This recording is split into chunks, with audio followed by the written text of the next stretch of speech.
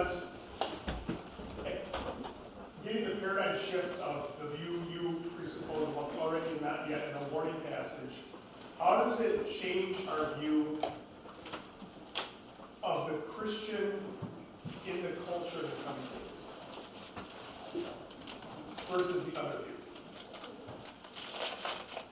Well, I think that it obligates us to ponder carefully the dangers that lie around us and the temptations that would ensnare us.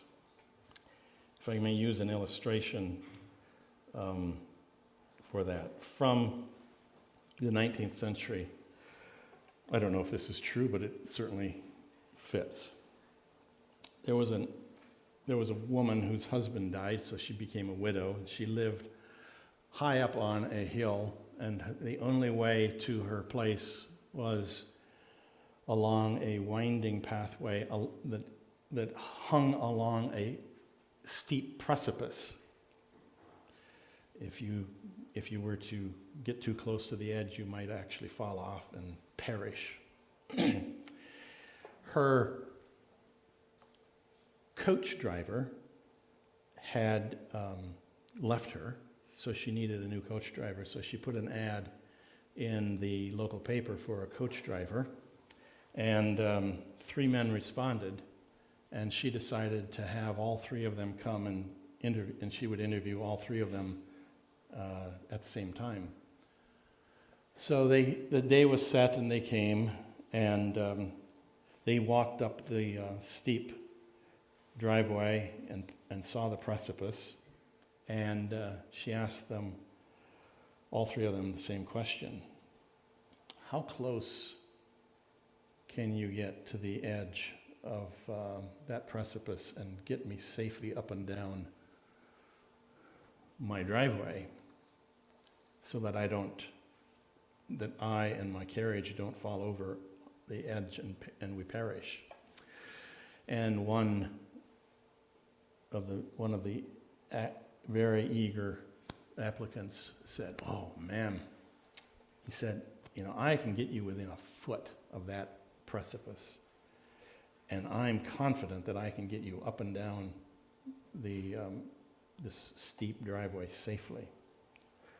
And not to be outdone, the second one said, "Oh, ma'am, I'm really skilled at this. I could get you within 6 inches of that precipice." And the third said, "Ma'am, I've been driving coaches for a long time. I tell you what, I would stay as far away from the precipice as I could possibly stay in order to get you up and down that driveway safely." It's obvious who got the job. Well, we must, in other words, not flirt with danger. The Christian life is one in which we do not flirt with danger. You flirt just a little bit with the temptations that are yours, and before you know it, you're surrendering more and more, and so we must never, ever flirt with temptations that would pull us away from Christ. So in these days, that also means that we must be resolute in our faith with regard to things that are already occurring in our culture and our society. And we must recognize that there is a loyalty to Christ that even Governor Walz cannot intrude upon. How about a couple other ones? How does this affect, how has a lack of this view contributed to our confusion on what manhood is or womanhood is in our current evangelical context? And how does this view help us be that? Well, I think that as husbands and fathers, males must lead the way and be stalwart in protecting not only themselves but their own families from the dangers and from the temptations that lurk everywhere. And that is true manliness, it seems to me. And we must, the temptation for, unfortunately, for so many men is to surrender the spiritual leadership of the family to their wives.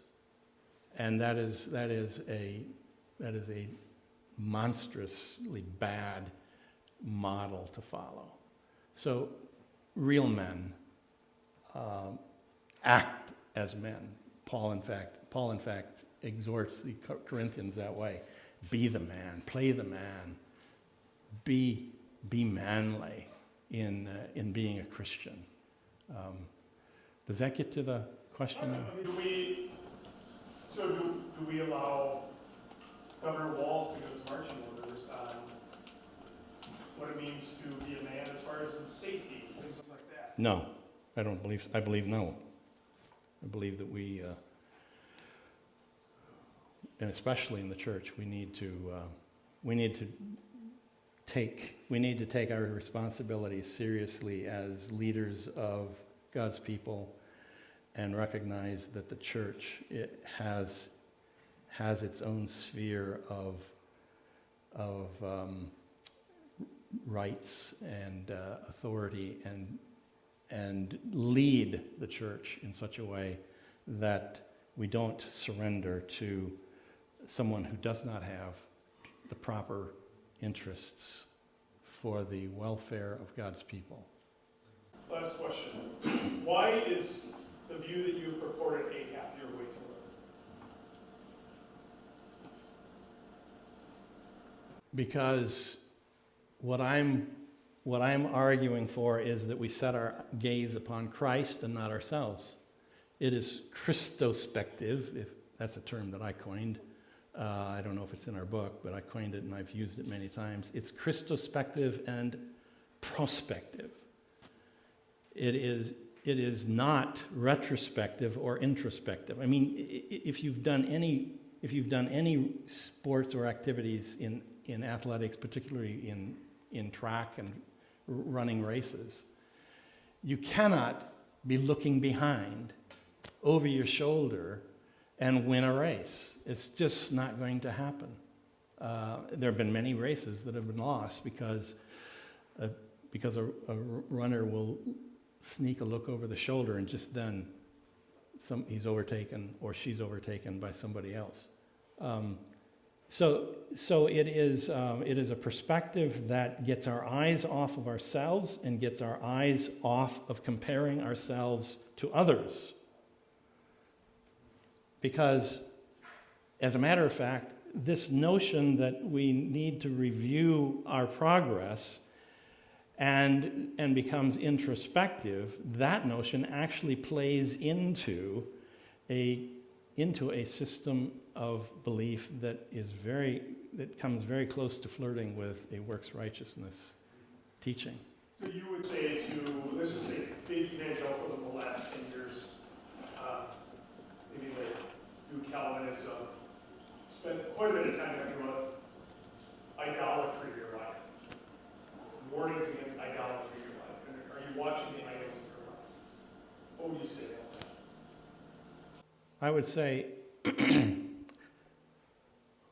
well, as long as you are spending a lot of time trying to banish the idols in your life and you're not looking to Christ, you are consumed with idols and not with Christ. If we acquire the proper biblical perspective, idolatry is going to be banished by our looking to Christ. I think it is a fixation that is most unfortunate. And of course, many good things have been called idols, while I'm pursuing Christ and enjoying the things that they are wanting to call idols. Do I love my wife with my whole heart? Yes. Do I love the Lord Jesus Christ with my whole heart? Yes. Is that a contradiction? No! Because if I love my wife with my whole heart, I'm properly loving the Lord Jesus Christ. And if I'm loving the Lord Jesus Christ, I am loving my wife. I mean, these are not contradictions. It's not as though our hearts are somehow divided. Anybody who reserves and says, no, you know, I don't think I should ever say that I love my wife with my whole heart. Play the man. Grow up. Get a proper understanding of what life is about.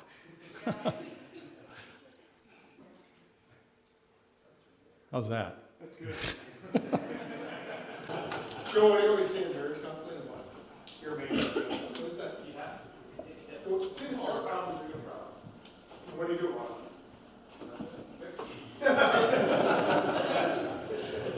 Good. Well, thank you so much, Dr. Caneday.